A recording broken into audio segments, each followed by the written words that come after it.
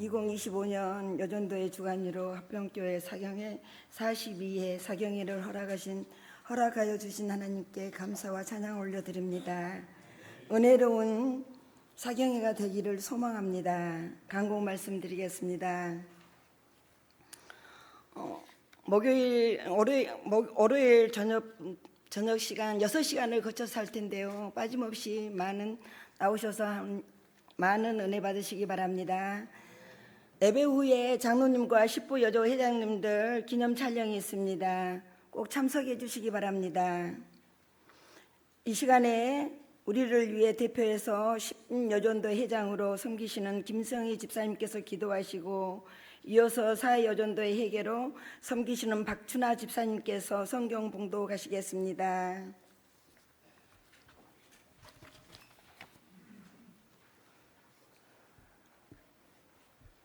기도하시겠습니다.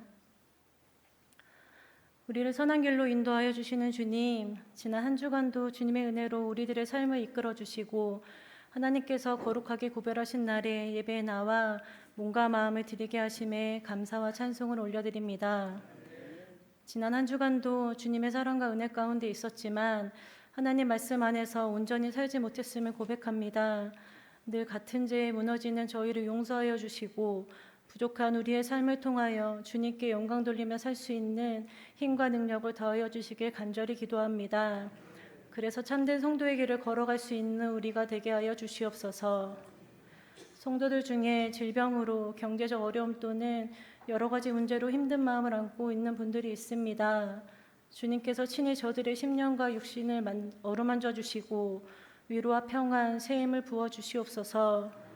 모든 일에 아버지의 선하신 뜻이 있음을 믿사오니 고난 중에도 믿음의 눈을 들어 주님을 바라보게 하여 주시고 특별히 환우들에게 치료의 은혜를 베풀어 주셔서 육신의 건강과 영혼의 기쁨이 회복되게 하여 주시옵소서. 그래서 하나님을 찬양하며 간증하는 삶으로 나아가게 하여 주시옵소서. 오늘부터 시작되는 화평이 간다 사경회를 축복하여 주시옵소서. 구원 영광으로의 초대의 주제 아래 선포되는 말씀을 통하여 구원이 우리에게 얼마나 복되고 귀한 것인지, 또 그 구원을 선택받은 우리가 얼마나 큰 축복과 영광을 누리는 존재인지 깊이 깨닫는 시간 되게 하여 주시옵소서. 구원이 전적인 하나님의 사랑과 은혜의 결과임을 마음 깊이 새기게 하여 주시고 머리로만 알아가는 시간이 아닌 영적인 귀와 마음이 열려 살아있는 말씀이 우리 삶 안에 뿌리내리게 하여 주시옵소서. 사경회 끝난 이후의 삶도 말씀이 우리 삶 속에 거하여 구원의 영광을 누리며 풍성한 열매 맺는 삶 살아갈 수 있도록 함께하여 주시옵소서. 담임 목사님께서 오랜 기간 기도로 준비하신 하나님의 말씀을 전하실 때에 성령님께서 함께하셔서 처음부터 끝까지 육체의 피곤함이 아닌 성령 충만함으로 인도하시고 모든 시간마다 주의 은혜로 채워주시옵소서. 모든 이름 위에 뛰어나신 예수님을 찬양합니다. 예수님의 이름으로 기도드렸습니다. 아멘.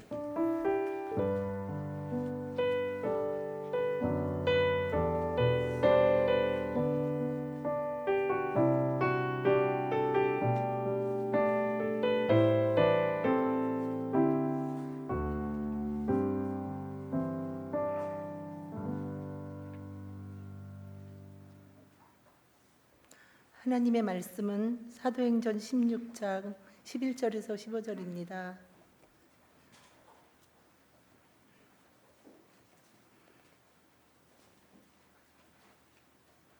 우리가 드로아에서 배로 떠나 사모드라게로 직행하여 이튿날 네아폴리로 가고 거기서 빌립보에 이르니 이는 마게도냐 지방의 첫 성이요 또 로마의 식민지라.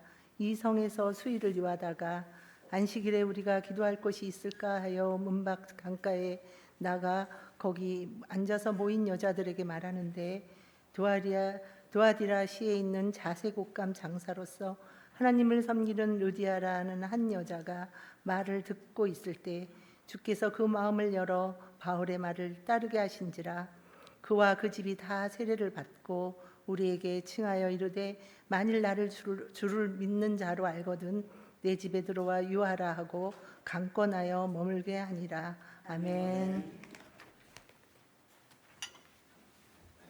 이 시간에 십부 여전도 회장님 나오셔서 찬양 있겠습니다.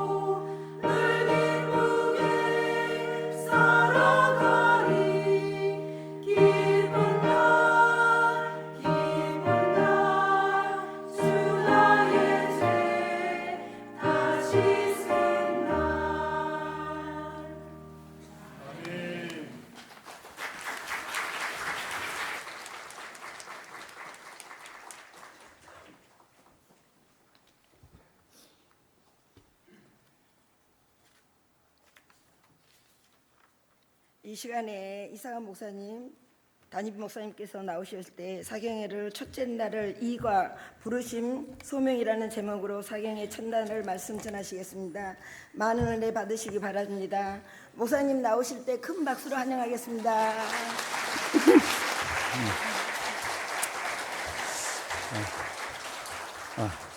네, 회장님 감사드립니다. 우리 한 번 더 여전도회에 박수 한번 하도록 하겠습니다.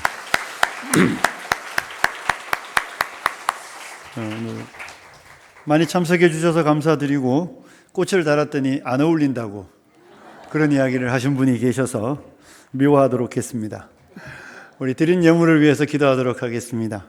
하나님 아버지, 42회 화평의 강단 사경회를 시작하며 또 하나님의 은혜를 사모하며 하나님 앞에 예물 드리는 손길들이 있습니다. 아버지 하나님, 이 예물들을 받아주시고 그 삶에 하나님의 은혜로 소원을 이루어 주시는 역사가 있게 하여 주시옵소서. 아버지 하나님, 주의 백성들이 배우고 확신에 거하며 경고한 가운데 흔들리지 않아 이 시대 가운데 주의 진리를 밝혀내는, 주의 진리를 전하는 우리 온 성도님들이 되도록 은혜 허락하여 주시옵소서. 이 시간 은혜 주실 하나님을 기대하며 첫 시간이오니 마치는 시간까지 주님 홀로 영광 받으시고 주장하여 주옵소서. 감사를 드리며 예수님과 거룩하신 이름으로 기도드리옵나이다. 아멘. 네, 42회 화평의 강단 사경회입니다. 제가 38회부터 시작했으니까 올해가 5번째 시간입니다. 할 때마다 느끼지만 원로 목사님은 왜 이걸 시작하셨을까 하는 이 원망이 제 마음에 늘 있습니다. 교재만 안 만들어도, 그죠? 이 교재만 안 만들어도 어째저째 한번 해볼 만한데, 이 교재 쓰는 일이 어렵더라고요. 그래서 계속 어려운 것 같아서 요즘에 별 장꾀를 다 부려보지만 열심히 하도록 하겠습니다. 여러분, 오늘 이번에 우리가 배울 주제는 구원입니다. 구원 영광으로의 초대인데, 우리가 구원론을 제가 선택한 이유는 우리가 하나님에 관한 이름들을 살펴보고 내용들을 살펴보았는데, 구원이 뭔가, 구원이 어떻게 우리 안에 이루어지는가에 대한 부분들에 대해서 좀 배워볼 필요가 있겠다는 생각을 했습니다. 그래서 한 번에 다 하려고 생각을 했었는데, 한 번에 다 하면 10과 정도가 나오더라고요. 제가 해보니까 이게 남으면 금요 예배 때 하기도 하는데 별로 끝내는 맛이 없더라고요.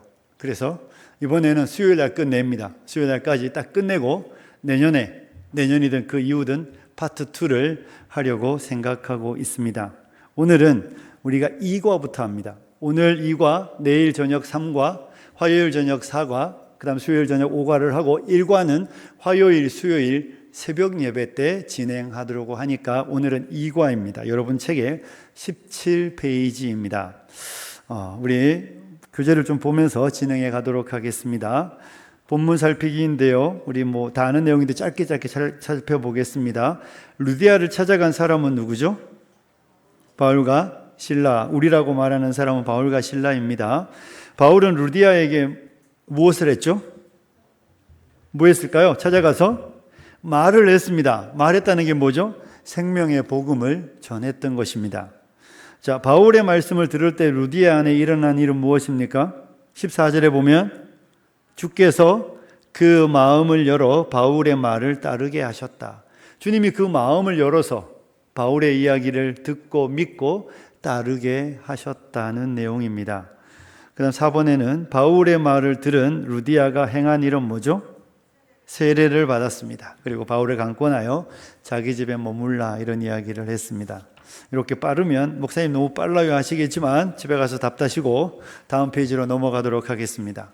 여러분, 우리가 구원을 다룰 때 제일 먼저 다루는 주제가 부르심이라는 주제입니다. 우리 그 밑에 있는 성경 구절을 한번 읽어볼까요? 로마서 8장 30절입니다. 시작.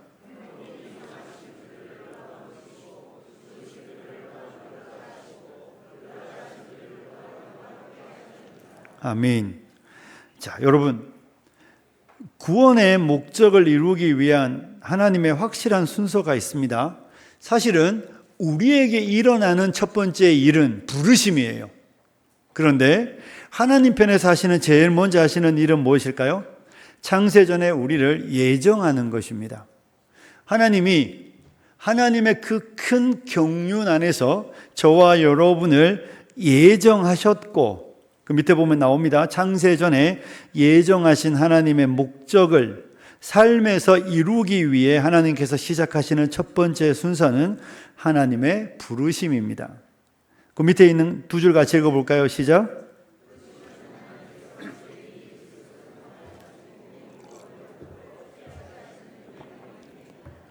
네, 하나님께서 예정하신 이후에 하나님이 우리 안에 이루시는 첫 번째 구원의 시작이 하나님의 부르심인데요. 이 부르심은 하나님께서 죄인이 그리스도를 통하여 제공된 구원을 받도록 초대하여 주시는 하나님의 은혜로운 행위입니다. 여러분, 우리가 마태복음 22장에 가면 혼인잔치에 초청하는 이야기가 나오잖아요. 그죠? 주인이 자기 아들을 위하여 멋진 혼인잔치를 배설했습니다. 그리고 사람들을 부르죠. 그래서 성경은 천국은 마치 자기 아들을 위하여 혼인잔치를 베푼 어떤 임금과 같다라고 말하고 있습니다. 그 종들을 보내어 청한 혼인잔치에 오라 하였다라고 말하는 것이 이 부르심이 나타내는 대표적인 구절입니다. 그러니 하나님께서 죄인인 우리를 불러주시는 초대가 바로 부르심이죠. 하나님이 부르지 않으시면 응답할 수 없고 올 수도 없는데 하나님이 우리를 불러주셨다. 성경은 이 부르심에 대한 이야기로 사실 가득 차 있습니다. 우리 그 밑에 있는 이사야 55장 1절을 한번 읽어볼까요? 같이 읽습니다. 시작.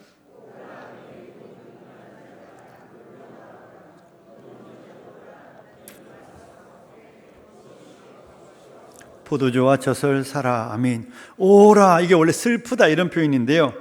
그 하나님의 애통해하는 표현이에요. 하나님의 정말 안타까워하는 표현입니다. 하나님이 목마른 우리들에게 목말라 하면서 허기져하고 이 고통 가운데 있는 우리를 부르시는 것이죠. 그래서 이렇게 부른다는 말입니다. 목마른 자들아 물로 나오라. 돈 없는 자도 오라. 너희는 와서 사 먹되 돈 없이 값 없이 와서 포도주와 젖을 사라. 하나님께서 죄인인 우리를 부르시는 것이죠. 오라. 와서 사서 먹어라. 그래서 너희의 갈증을 배고픔을 해결하라는 하나님의 부르심입니다. 우리가 아까 읽었던 로마서 8장 30절도 마찬가지죠. 미리 정하신 그들을 또한 부르신다. 고린도전서 1장 9절도 함께 읽어볼까요? 시작. 너희를 불러 그의 아들 예수 그리스도 우리 주와 더불어 교제하게 하시는 하나님은 미쁘시다. 아멘. 너희를 불러. 여러분, 성경은 우리를 부르는 하나님의 부르심의 책입니다. 성경은 죄인을 부르시는 하나님의 부르심의 초대의 책이라고 해도 과언이 아닙니다. 성경은 부르심으로 계속해서 우리를 부르고 있다는 것을 우리는 기억해야 합니다. 사실은 성경은 우리가 복받는 책인데 그 복이 뭐냐면 하나님의 부르심에 응답하는 거예요. 자, 여러분, 우리가 부르심이라고 말하면 부르심이라고 해서 다 같은 부르심이 아닙니다. 부르심에는 두 가지가 있습니다. 하나는 외적인 부르심이고 하나는 내적인 부르심입니다. 그래서 첫 번째 우리가 살펴본 것 외적인 부르심인데요. 자, 밑에 있는 내용 읽어볼까요? 정의에 대해서 한번 읽어보겠습니다. 시작.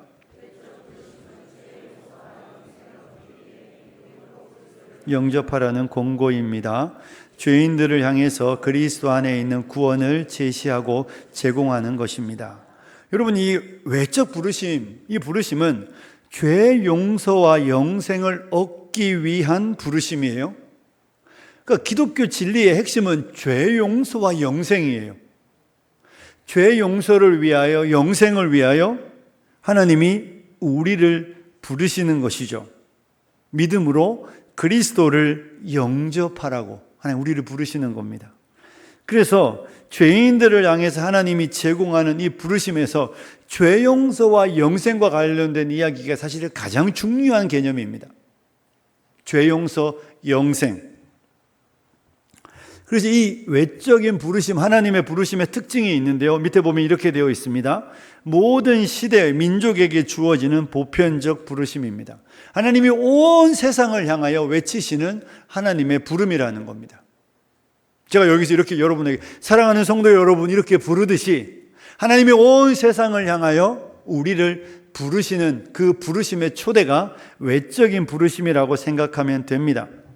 그래서 밑에 있는 내용 제가 읽어볼게요. 외적인 부르심은 어떤 시대, 어떤 백성에게만 국한되지 않고 복음을 듣는 모든 자들에게 주어진 부르심입니다. 그 밑에 두 줄 같이 읽을까요? 시작.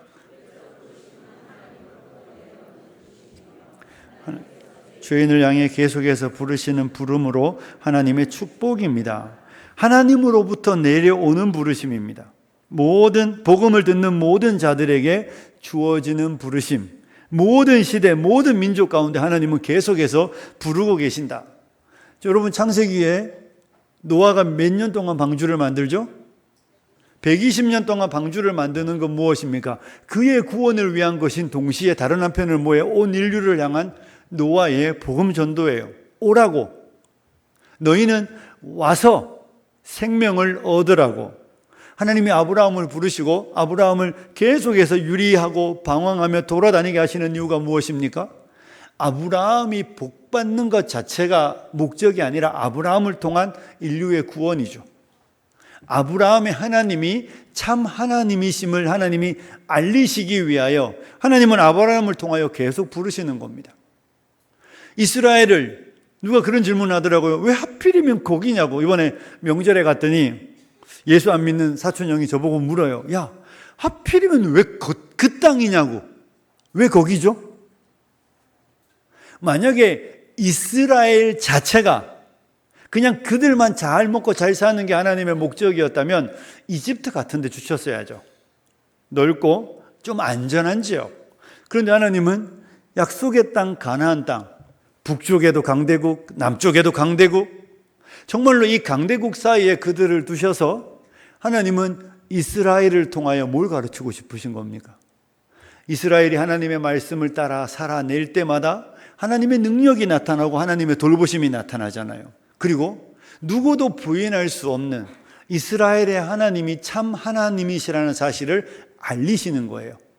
그리고 그 일을 통하여 그들이 그들의 신들, 우상을 버리고 여호와 하나님께 돌아오기 위한 하나님의 부르심입니다. 그래서 하나님은 불어 거기다 데려다 놓는 거예요. 여러분, 우리의 인생 속에 어려움과 고난이 있을 때 여러분의 인생 속에 왜 내 인생은 이렇게 늘 하나님을 구해야만 하고 찾아야만 하고 불러야만 할까라고 생각할 때 그게 하나님이 우리를 통해 이루시는 하나님의 하나님 되심을 나타내기 위한 계획인 거예요. 내가 기도하고 정말로 아니 저 집은 안 돼야 되는 게 당연한데 계속해서 하나님을 의지하고 나갈 때마다 하나님이 한 길 한 길 열어주시는 걸 사람들이 보며 사람들이 이렇게 말하는 것이죠. 내가 너를 보니 누가 살아계신다고요? 하나님이 살아계신다고. 내가 너의 삶을 보면 정말 부정할 수 없는 한 가지 사실이 있는데 하나님이 살아계시다는 이야기. 그거 하게 하시려고 하나님은 우리에게 그런 삶의 자리를 허락하시는 거예요. 그러니 하나님은 온 시대를 향하여 계속해서 부르시고 계시죠. 지금은 교회를 통하여 부르시고 십자가를 통하여 우리를 부르십니다. 그러면 이 부르심에는 반드시 뭐 해야 합니까? 응답해야 돼요. 부르시는 목적은 뭐예요? 응답하라고 부르는 거잖아요. 그런데 만약에 이 하나님의 부르심에 응답하지 않는다면 그 밑에 있는 내용 두 절 읽어볼까요? 시작. 하나님의 부름에 응답하지 않는 것은 하나님을 멸시하는 것이므로 제가 명백해지게 됩니다. 여러분, 하나님의 부르심에 응답하지 않는 건 죄예요, 죄. 우리 자녀들 부르시잖아요. 부를 때 처음에는 좋게 부르잖아요. 좋게 어떻게 부릅니까? 김 목사 어떻게 불러요? 온유야 이렇게 부른단 말이에요. 온유야 부르다가 이게 대답을 안 하네. 그럼 앞에 성도 붙여요. 김온유. 그 다음에 감정이 들어가죠. 김온유 막 화를 냅니다. 오나는 그렇게 안 부르더라고요. 오나는 처음부터 끝까지 똑같아요. 안 부르면 자기가 가. 그런데 아들은 아니더라고요. 여러분, 그렇게 부르는 이유, 그렇게 부를 때 응답해야 돼. 그렇게 부를 때 응답하지 않는 건 부르는 사람에 대한 무시예요. 그렇잖아요. 내가 그렇게 부르는데 아니 나는 사실 안 불러도 상관없는데. 우리가 잘 생각해야 되는 건 여러분, 저는 우리 그리스도인들이 착각 안 했으면 좋겠어요. 여러분 한번 따라해 보십시오. 우리가 갑이다. 맞습니까? 우리는 을이 아니에요. 하나님이 을이십니까? 아니잖아요. 하나님이 우리를 안 불러도, 하나님이 인류를 안 부르셔도 하나님에게는 아무런 문제가 생기지 않습니다. 여러분이 복음 안 전한다고 해서 우리가 뭐 손해볼 일이 있습니까? 근데 우리 자꾸 너무 을 같아. 가가지고 막 물론 사정해야죠. 근데 여러분, 우리가 갑이에요. 우리가 초청할 때 그들이 응답해야 돼. 우리가 그들을 생각해서 하는 일이지. 우리가 그들을 사랑하고 그들을 생각해서 초대하는 거지. 나는 사실 안 불러도 별 문제가 없습니다. 그런데 우리가 물론 그들을 사랑하니까 부르죠. 우리 하나님께서 우리를 심판하시고 죄에 대하여 징계하셔도 그게 맞는 일이잖아요.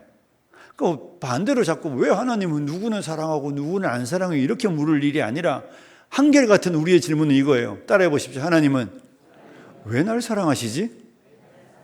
안 궁금하세요? 저는 자꾸 궁금해요. 저를 볼 때마다. 왜 하필이면 나지? 왜 하필이면 나를 부르셔서 말도 안 되게 나 같은 사람에게 복음을 전하라고 하실까? 그게 하나님의 은혜잖아요.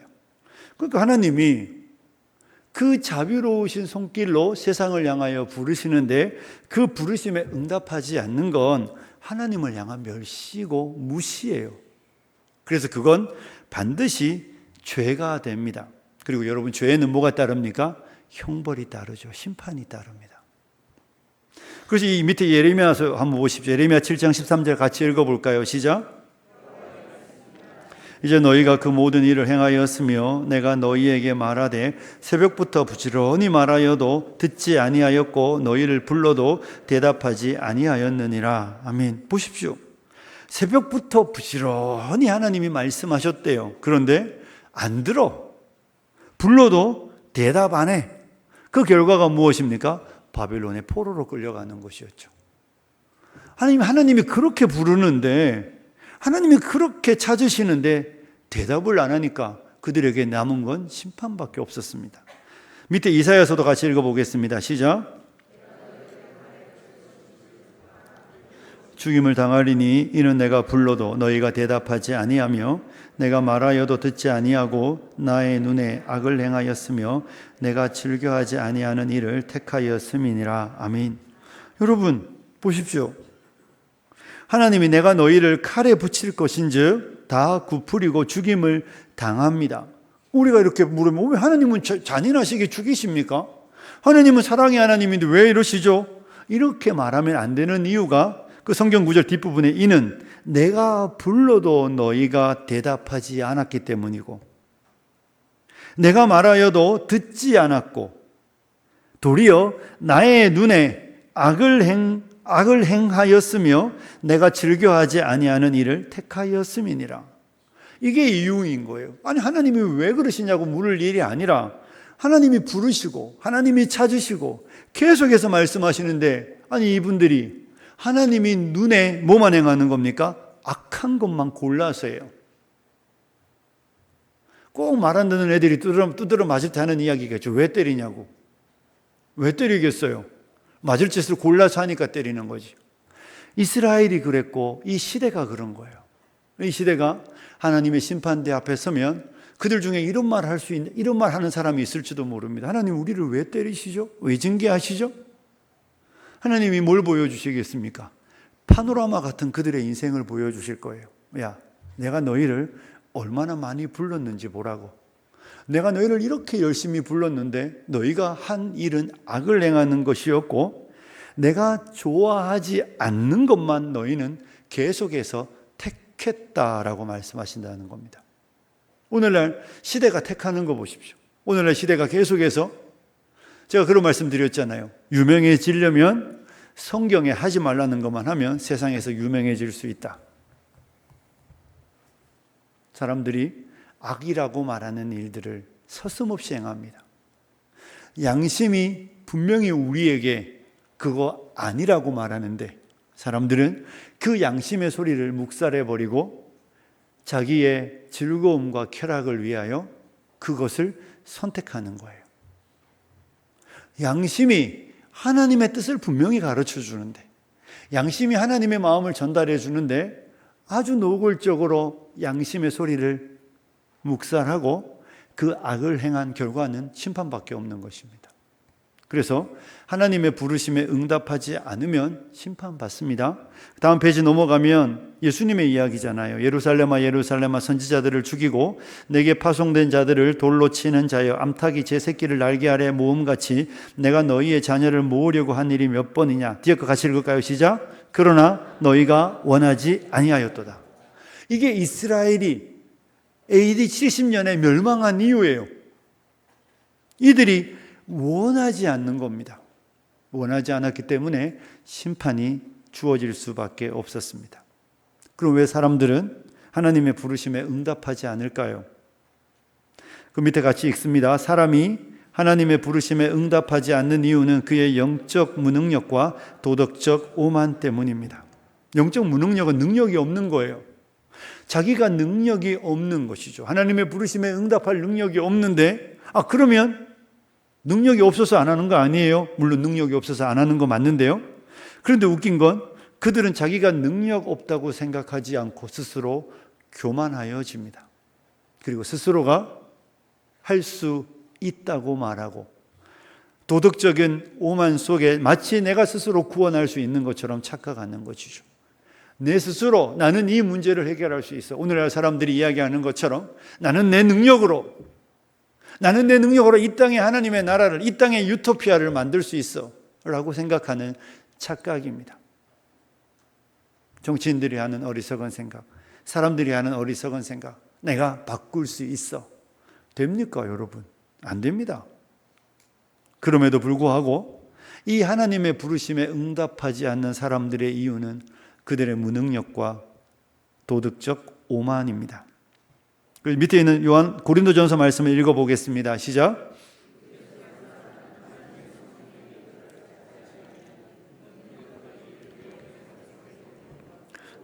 그것들을 알 수도 없나니 그러한 일은 영적으로 분별하기 때문이라. 그것들이 그에게 어리석어 보이는 거예요. 야, 네가 제시하는 복음이 말이나 되냐? 사람이 죄인인데 죄의 문제를 해결하는 방법이 회개하고 예수를 믿는 거야? 이상하잖아요. 죄의 문제를 해결하고 영생 얻는 방법이 복음이고 예수라는 말 자체가 그들이 볼 때는 참 어리석어 보입니다. 그래서 그 사람들은 우리의 이야기를 듣지 않는 거예요. 우리에게는 영광이고 자랑이고 우리에게는 가장 귀한 복음이며 가장 귀한 기독교 진리인데 그 사람들에게는 가장 어리석은 사람들. 그러니까 여러분과 저는 세상 사람들이 볼 때는 제일 어리석은 사람들이에요. 바보들이에요, 바보들. 일주일에 하루 쉬는, 요즘 이틀 쉬지만 하루 쉬는 날, 그것도 교회에다가 돈 갖다 내고 이렇게 욕먹는 분들은 여러분들밖에 없습니다. 교회에 돈 내고 맨날 잔소리 듣잖아요. 담임 목사로부터. 그게 여러분의 자리예요. 그런데 우리는 이 일이 가장 지혜롭다고 말하고 우리는 이 일이 가장 복되다고 말하는데 그들은 바보들 아니냐? 아니, 왜 그런 짓을 해? 그들의 눈에는 어리석게 보이기 때문에 그렇습니다. 여러분에게는 어리석은 것이 아니라 우리가 가장 복된 줄로 믿습니다. 그런데 여러분 이에 반하여 이 내적인 부르심, 다른 말로 하면 효과 있는 부르심이거든요. 이게 여러분과 제 안에 반드시 일어났어야 하고 일어난 일일 겁니다. 자, 내적 부르심의 정의에 대하여 한번 읽어볼까요? 시작.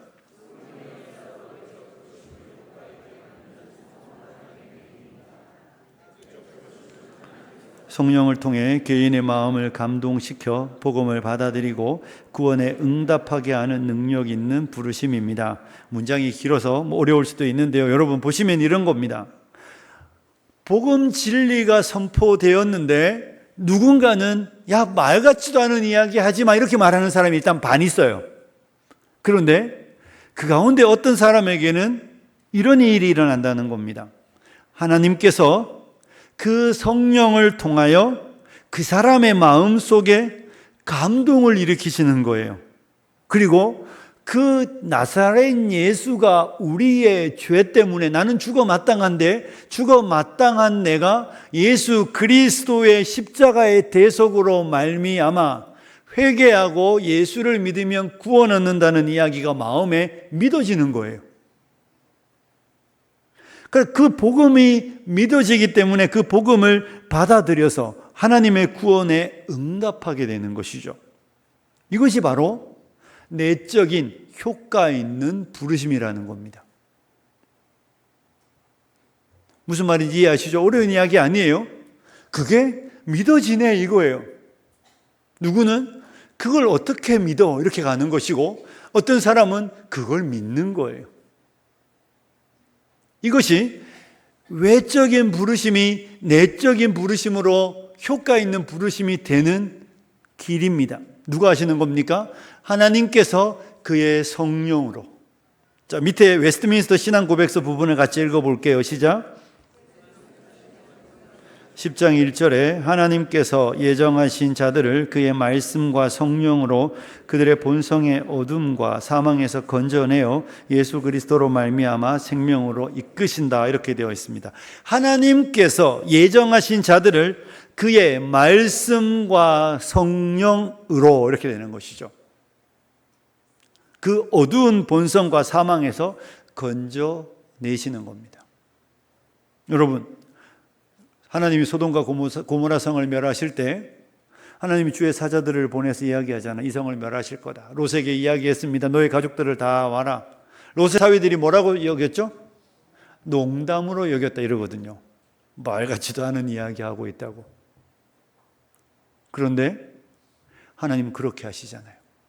그러니까 누군가에게는 농담으로 여겨지는데 누군가는 그 이야기가 진리로 받아들여지는 겁니다.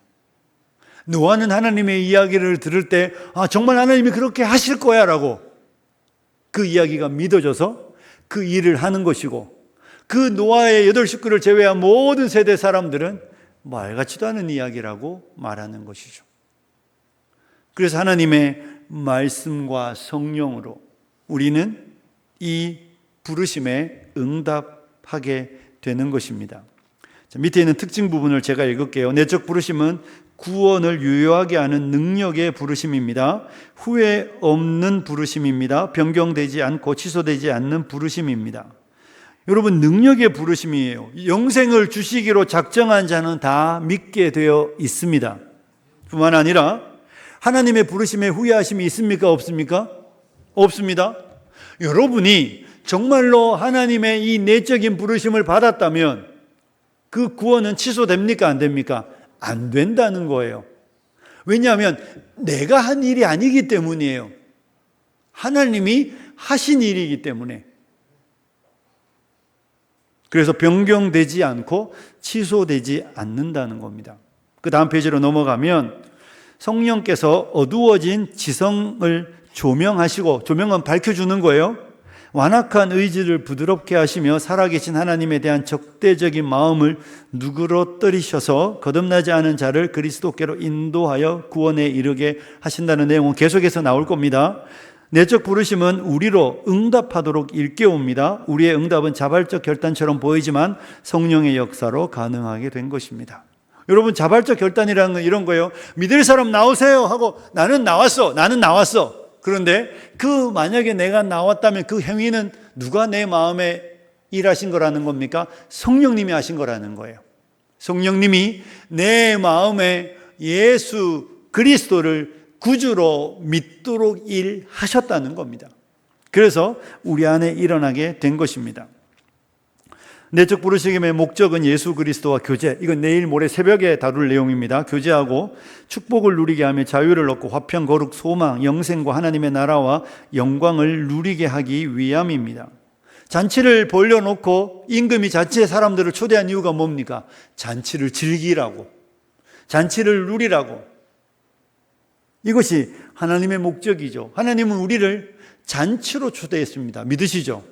하나님 우리를 천국 잔치로 부르신 거예요. 여러분을 노역의 자리로 부르신 게 아니라 막 근심과 슬픔의 사람으로 부르신 게 아니라 근심과 슬픔에 있는 우리를 하나님은 기쁨의 나라로, 화평의 나라로, 평강의 나라로 불러주셨다. 이것이 하나님의 부르심의 목적입니다. 그러니 부르심이 없으면 축복은 없는 것이죠. 오늘 우리가 읽었던 루디아가 바로 그런 예입니다. 하나님이 루디아에게 누구를 보냈습니까? 바울과 실라를 보낸 거예요. 하나님이 바울과 실라를 보내어 그들에게 하나님의 말씀을 전하게 하셨고, 그 말씀을 전하실 때 하나님이 그의 성령으로 바울의 이야기가 믿어지도록 루디아의 마음에 일한 것이죠. 그러니까 제가 설교를 할 때 제 이야기가 소리가 될 수도 있고 하나님의 말씀이 될 수도 있는 거예요. 하나님이 그의 성령으로 우리를 깨닫게 하실 때. 그래서 여러분, 우리가 늘 기도하는 제목이 뭡니까? 하나님, 깨달음의 은혜를 달라고 기도하는 거죠. 그래서 믿게 하여 달라고 간구하는 겁니다. 5번째가요, 이 외적 부르심에는 이런 요소가 반드시 있어야 됩니다. 자, 여러분, 첫 번째는 이렇게 되어 있습니다. 구원에 관계된 사실들에 대한 설명. 복음 사실과 복음 개념 제시. 그 세 개 나오는데 첫 번째가 뭐죠? 모든 사람이 죄인이다. 죄의 삭은 사망이다. 예수 그리스도께서 죄값을 지불하기 위해 죽으셨다. 여러분, 이게 꼭 들어가야 되는 내용이에요. 우리가 전도합시다 이렇게 말할 때 교회에 오세요는 우리 원로 목사님 이야기 하셨잖아요. 읽어보세요가 아니라 뭐 하라고요? 예수 믿고 구원받으라고. 그걸 구체적으로 여러분이 만약에 누군가에 이야기한다면 이 사실이 들어가 있어야 됩니다. 여러분, 우리는 사람들에게 우리가 죄인이라는 이야기를 꺼려하지 않으셔도 돼요. 분명한 건요, 진리는 원래부터 기분 나쁜 이야기예요. 진리는 원래부터 기분 나빠요. 죄인이 제일 듣기 싫어하는 게 진리예요. 여러분의 자녀들이 제일 듣기 싫어하는 게 뭡니까? 잔소리잖아요. 그런데 그건 사실 잔소리가 아니고 맞는 이야기거든요. 왜 기분 나빠요? 그게 죄인의 본성이에요. 그래서 이 사람이 이 이야기를 하면 싫어할 거야. 원래 싫어합니다. 그러니까 원래 듣기 싫어하는 이야기를 해야 되는 게 우리의 일이에요, 일. 이 사람들을 구워 삶아서 때가 되어 교회 데려다 놨다가 어느 시점에 되면 그때 내가 죄인이 이러지 마시라니까. 그게 아니라 처음부터 사람이 하나님 앞에서 죄인이라는 사실을, 거룩하신 하나님 앞에 우리가 죄인이라는 그 당연한 이야기를 하셔야 합니다. 그리고 그 죄의 삭은 사망이라는 것을 당연히 하셔야죠. 그런 우리를 위하여 예수께서 죄값을 지불하셨다는 이야기를 거기에 함께 분명히 하셔야 합니다. 그래서 말의 지혜가 아니에요. 말 잘한다고 믿을 것 같으면 우리 중에 말 잘하시는 분들 많잖아요. 근데 그렇지 않습니다. 그러니 이 내용이 반드시 포함되어 있어야 합니다. 아니, 이 내용을 안 들었는데 기독교인이 되었다? 그 되게 이상한 그리스도인이에요. 이런 내용을 듣지 않고 교회 와서 교회를 다니고 우리가 나중에 믿음을 다룰 때 배우겠지만 내가 교회를 왔는데 병이 나았어요. 병 나은 것과 구원이 다를 수 있습니다. 이해되시죠? 여러분, 혹시 여러분 옛날에 우리 그런 이야기 안 들으셨어요? 절에 가서 애 낳았다는 이야기 들어보셨잖아요. 치성 드리고 애 낳았다는 이야기. 애만 낳습니까? 병도 나아요? 모든 종교에는 방언이 있습니다. 그리고 모든 종교에는 신비적 기적이 있습니다. 우리만 있다라고 말하면 착각 중에 최고의 착각이에요. 방언은 타 종교에도 있습니다. 다른 종교에도 신비적 체험이 있습니다. 여러분 혹시 그런 거 안 보셨어요? 이슬람 교도들 중에서도요, 걔들도 코란을 믿는데 걔들 중에도 신비파들이 있어요. 예전에 저희 후배가 그런 이야기 했거든요. 기도원을 갔는데 한 사람이 계속 돌더래요, 이렇게. 이거 계속 이렇게. 한 30분을 돌더래요. 여러분 30분 돌 수 있는 분 있습니까? 우리 다 아마 이렇게 돌아가실 거예요. 근데 계속 돌더래요, 한 자리에서. 옛날에 기도원에 그런 일들 많았거든요. 그런데 이슬람 교도들 중에도 그런 일을 하는 사람들이 있어요. 계속 돌면서 마치 그 무아지경으로 들어가는 일들이 있죠. 거기나 여기나 비슷한 일들이 있습니다. 그러니까 기적은 모든 종교에 다 있어요. 그런데 그 기적이 구원으로 연결될지는 다른 이야기입니다. 그래서 성경이 우리에게 하는 이야기는 이 이야기예요. 이 핵심 기독교의 진리가 반드시 이 부르심에 있어야 되고 이 부르심에 응답하는 것이 진짜 내적인 부르심이고 바른 부르심, 바른 응답입니다. 이거 없이 예수를 믿어 얻는 부산물과 같은 것들을 이야기하면 그건 기독교의 본질이 아니에요. 그리고 두 번째는 이런 거죠. 회개하고 예수 그리스도를 믿으라고 초청해야 합니다. 예수님이 뭐라고 외치셨죠? 회개하라, 천국이 가까이 왔느니라 외치셨습니다. 아니, 사람들의 마음을 사실 거면 천국만 이야기하시면 되는 거 아닙니까? 사람들의 마음을 사실 거면 천국만 이야기하고 능력 행하고 기적 행하고 잘 가르치면 사람들이 딱 예수님을 믿고 예수님을 따를 텐데 예수님은 인기에 연연하지 않으셨고 메시지의 핵심은 회개하라, 천국이 가까이 왔다였습니다. 여러분, 그래서 밑에 보면 복음 사실에 동의하는 것으로 충분하지 않고 자기의 죄를 회개하고 개인적으로 그리스도를 믿고 의지하도록 하는 초청이 있어야 합니다. 우리 나중에 회개를 둘째 날 아마 화요일 저녁에 배울 텐데요. 회개가 반드시 있어야 됩니다. 예수님께서도 초청에 응답하실 것을 말씀하셨죠. 수고하고 무거운 짐진 자들아 다 내게로 오라. 내가 너희를 쉬게 하리라. 요한도 마찬가지입니다. 영접하는 자, 곧 그 이름을 믿는 자들에게 하나님의 자녀가 되는 권세를 주셨다. 영접해야 된다. 여러분, 그래서 참된 복음 전파는 죄사함의 필요성과 죄사함을 받기 위해 그리스도를 의지할 것에 대한 분명한 제시가 있어야 됩니다. 분명히 제시하고 분명히 그 사람이 그런 회개와 죄사함을 받고 믿음으로 나아가야 이게 진짜예요.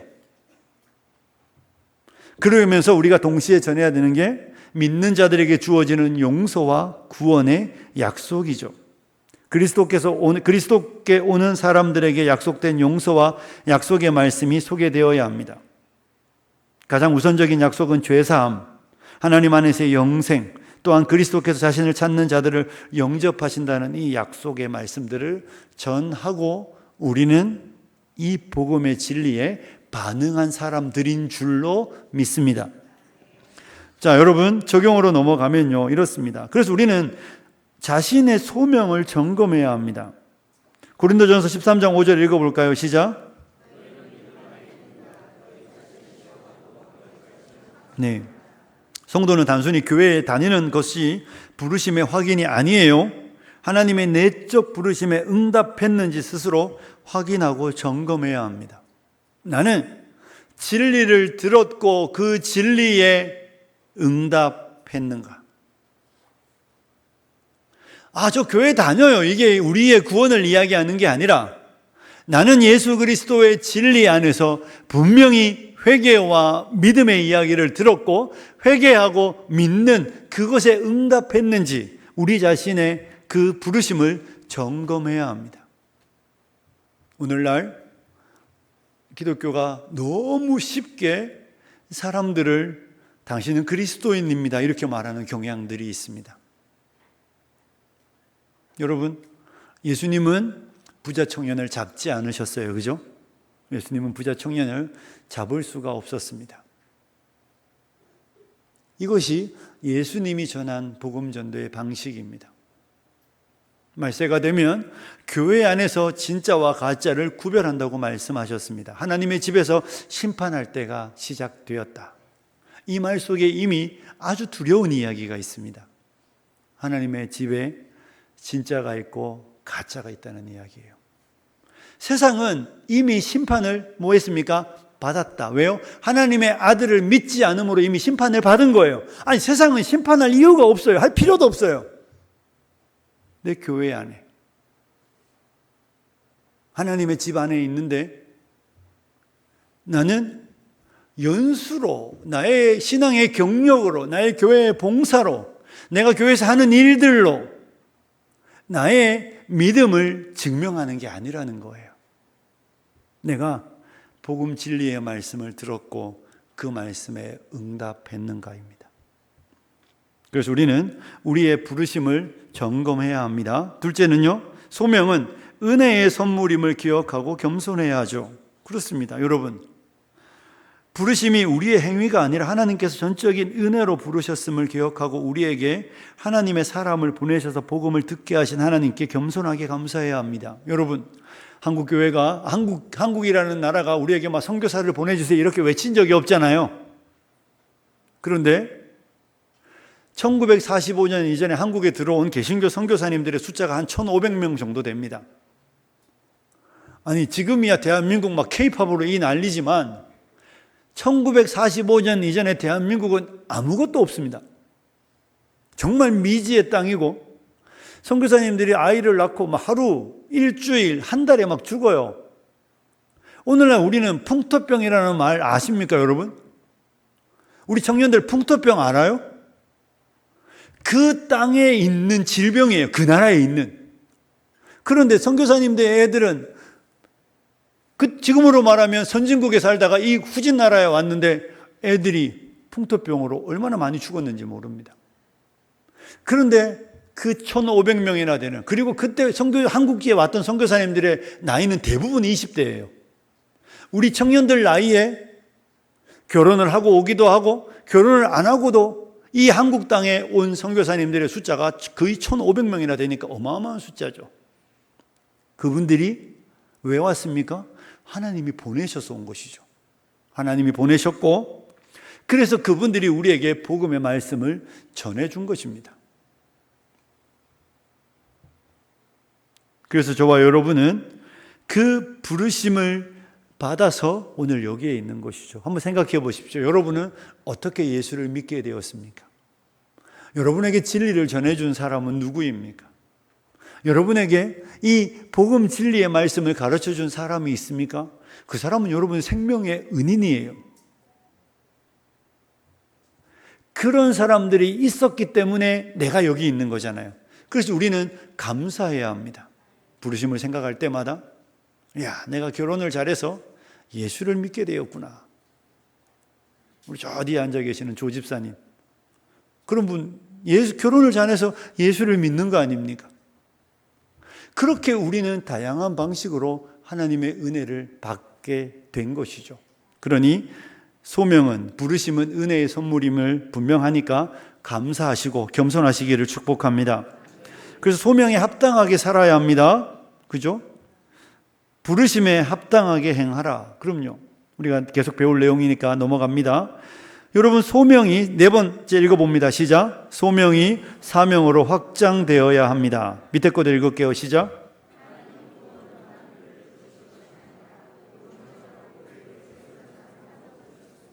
우리는 이 사명을 기억하고 소명의 사명자가 되어야 합니다. 아멘. 여러분, 천국행 마지막 기차를 탄 사람이 예수님 한편에 있는 강도였습니다. 사람들이 이렇게 이야기하죠. 아, 부럽다. 이렇게 이야기하는 분들이 가끔 있어요. 부럽다. 나도 내 마음대로 살다가 죽기 전에 예수 믿으면 얼마나 좋을까. 이렇게 이야기하시는 분들은 지금 본인이 받은 구원이 얼마나 영광스러운지 모르니까 하는 이야기예요. 지금 신앙생활이 너무 그냥 힘들고 피곤하고 매주 교회 오는 거 귀찮아 죽겠는데, 나도 한편 강도처럼 나한테도 죽을 날이 딱 알려지면 나도 그때 예수 믿으면 안 되나? 이런 이야기는 이렇게 말하면 안 되지만, 예수 믿는 감격을 모르면 그런 이야기 하는 거예요. 농담이 아니라면 그렇습니다. 예수 믿는 것이 얼마나 복된지 모르면 그런 이야기 하는 거예요. 그러니 그분은 예수님을 안 믿을지도 몰라요.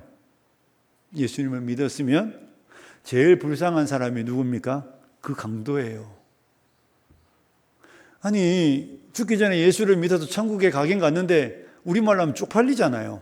한 게 없잖아. 그렇지 않습니까? 한 게 죄만 실컷 짓다가 예수 믿고 천국 오긴 왔는데, 나를 위해 생명 주신 구주를 위해 인생에 남은 게 아무것도 없는 거잖아요. 그게 부러우면 이상한 거 아닙니까?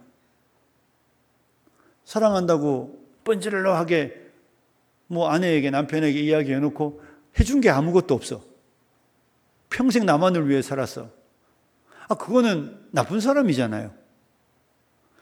사랑하면 수고해야 되잖아요. 사랑하면 헌신해야 하고. 요즘 손에 주부습진 생기겠어요. 너무 열심히 일해서. 여러분, 그렇게 열심히 하셔야 된다는 이야기예요. 그런데 고작 한다는 이야기가 강도가 부럽다. 이게 뭔 이야기예요? 주님을 사랑하면 주님을 위해 헌신하는 게 당연한 거 아닙니까? 그렇죠? 그러니까 우리의 소명은 반드시 사명으로 확장되어야 합니다. 하나님께서 우리를 구원으로만 부르신 게 아니라 그 구원의 영광을 전하는 자로 부르신 거예요. 그래서 성경이 이야기하잖아요. 로마서 10장 14절 보면, 그런즉 그들이 믿지 아니하는 이를 어찌 부르리요, 듣지도 못한 이를 어찌 믿으리요, 전파하는 자가 없이 어찌 들으리요. 그러니까 우리가 해야 되는 건 무엇입니까? 전해야 하는 겁니다. 사랑하는 성도 여러분, 우리가 교회를 세우는 이유는, 우리가 개척도 하고 선교사도 보내자고 말하는 이유는 전하지 않으면 들어야 되는 사람들이 들을 수 없기 때문인 거예요. 우리끼리 즐거우려면 계속 우리끼리 커지면 되는데 굳이 우리는 안 커져도 돼요, 여러분. 우리는 최대한으로 많은 사람이 복음을 들을 수 있는 기회를 제공해야 합니다. 이러면 하나님이 기뻐하는 교회인 것이죠. 너희는 온 천하에 다니며 만민에게 복음을 전파하라 명령하셨습니다. 그러므로 사랑하는 성도 여러분, 소명의 사명자가 되시기를 축복합니다. 그리고 5번은 넘어가고 6번 읽을게요. 시작. 복음 전파가 효력을 발생하도록 하나님께서 외적인 소명이 내적인 소명으로 이어지게 해달라고 기도해야 합니다. 그렇죠, 여러분. 말의 지혜가 아니라 이게 부르심이 외적 부르심이 내적 부르심은 누구의 결과로 되는 거라고요? 하나님의 일하심이잖아요. 성령님의 역사잖아요. 그러면 우리가 성령님이 역사하여 달라고 뭐 해야 합니까? 기도해야죠. 그러니까 저와 여러분은 이 효과적인 부르심이 이 땅 가운데 일어나도록 기도 많이 해야 합니다. 교회의 사명은 그래서 기도하는 거예요. 열심히 복음을 전하지만 그 복음 내 이야기가 사람들의 귀에 들어갔다가 이쪽 귀로 흘러나가는 이야기가 아니라 이 이야기가 그들의 머리에 깨달아지고 마음에 새겨져 그들의 의지의 변화가 일어나도록 하나님 일하여 달라고 기도해야 되는 것입니다. 그러므로 사랑하는 성도 여러분, 기도하십시오. 여러분과 제가 해야 되는 일은 기도입니다. 복음도 전하시고 그 복음 전파가 효과적이 될 수 있도록 기도하셔야 합니다. 우리의 힘으로 효과를 만들어낼 수는 없는 거잖아요. 우리의 힘으로는 효과를 못 만들어냅니다. 우리는 비를 구하는 사람일 뿐이지 비를 만드는 사람은 아닙니다. 우리는 하나님이 하늘을 여시고 비를 달라고 기도하는 사람이지 비를 만드시는 분은 하나님이십니다. 그게 교회의 사명입니다. 이제 내용은 알아요. 이 외적인 부르심의 내용들이 다 전파되어야 하고 이 내용이 전파될 때 이 내용이 그 사람의 마음에 효과적으로 일어나야 된다는 것도 아는데 참 신기하게 나는 그 효과를 못 만들어내는 게 우리의 한계입니다. 그게 은혜죠. 그거 만들어낼 수 있으면 여러분 큰일 납니다. 하나님 되는 거예요. 그래서 하는 이야기가 있잖아요. 용하다는 말은 우리에게 통용되면 안 됩니다. 용하신 분은 누구밖에 없습니까? 하나님밖에 안 계시고 성령님밖에 안 계세요. 그래서 우리는 하나님께 기도하는 것이죠. 성령님, 우리가 전하는 복음, 내가 믿게 된 이 진리를 우리의 형제도 믿게 하여 주시고, 하나님, 나는 입술이 우둔해서 잘 전하지는 못합니다, 하나님. 그런데 내가 정말로 띄엄띄엄 전할 때 하나님 역사하셔서 믿어지게 해달라고 기도해야 하는 것이죠. 여러분 생각해 보십시오. 선교사님들이 선교지에 가서 현지어를 얼마나 잘하겠습니까? 30 넘어가고 40 넘어가면 엉망이에요, 엉망. 그런데 예수 믿어, 안 믿어, 이렇게 대충 이야기하는 거예요. 그럼에도 불구하고 그 말을 하나님이 사용하시거든요. 그러니 여러분이 절대 하지 않아야 되는 생각은 저는 목사님 말을 잘 못해요.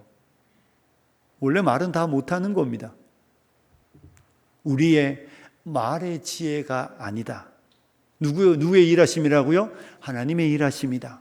그리고 역사를 보고 싶으면 많이 기도하십시오.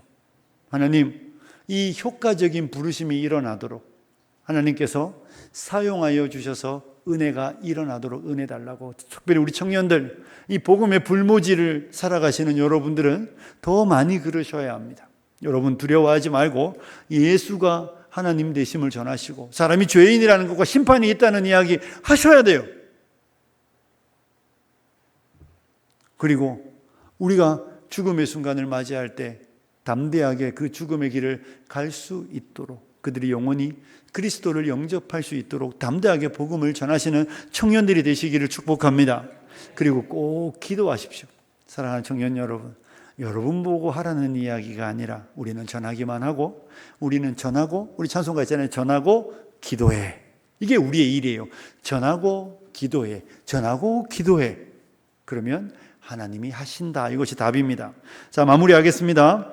하나님의 부르심은 단순한 초대가 아니라 성령의 능력으로 이루어지는 구원의 시작입니다. 소명은 선택과 칭의, 성화, 용화로 이어지는 구속사의 사슬 안에 위치하며 하나님의 주권적 은혜의 역사입니다. 하나님의 주권적 은혜의 역사, 우리는 부르심을 받은 자답게 거룩과 순종, 사명의 삶을 살아야 합니다. 여러분의 소명은 취소되지 않습니다. 여러분의 부르심은 흔들리지 않습니다. 그러므로 우리는 담대히 확신 속에 살아가야 할 줄로 믿습니다. 기도하겠습니다. 우리 같이 기도할 때 우리 이렇게 기도했으면 좋겠습니다. 하나님, 내 안에 그 부르심의 은혜를 주셔서 감사합니다. 하나님, 내게 성령님을 보내셔서, 아니 누구를 보내셔서, 어떤 집사님, 어떤 권사님, 어떤 장로님, 어떤 한 사람을 보내셔서 내가 예수를 믿게 하여 주셔서 감사하고 내 안에 역사하여 주셔서 고맙습니다. 하나님, 나도 그 은혜에 감사하며 사명자로 살아가겠습니다. 우리 같이 기도합니다. 기도하겠습니다. 살아계신 하나님 아버지, 우리를 불러 하나님의 아들 예수 그리스도를 믿게 하시니 감사합니다. 하나님, 우리를 부르셔서 우리 안에 성령님 역사하여 주셔서 예수 그리스도를 믿어지게 하시니 감사합니다.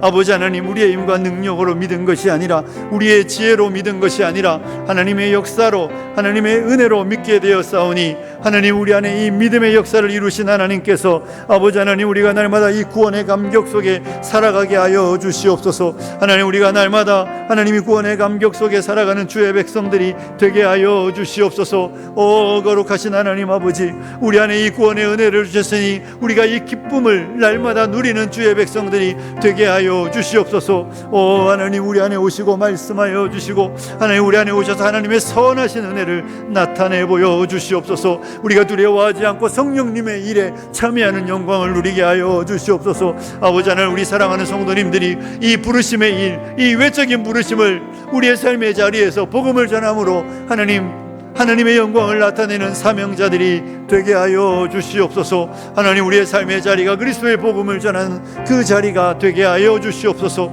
우리 성도님들이 아버지 하나님 머뭇거리지 않고 망설이지 않고, 우리가 아버지 하나님 갑이라는 것을 알고, 우리가 아니면 누구도 알 수 없다는 것을 알고, 내가 하지 않으면 누구도 그 진리 가운데로 나올 수 없다는 것을 알고, 하나님 그들에게 남겨진 죄와 심판의 날들을 우리가 알고 그들을 권고하며 아버지 하나님 그들에게 하나님의 나라로 초청하는 주의 백성들이 되게 하여 주시옵소서. 감사와 찬송을 드리며 예수님 거룩하신 이름으로 기도드리옵나이다. 아멘. 우리 함께 찬송하겠습니다.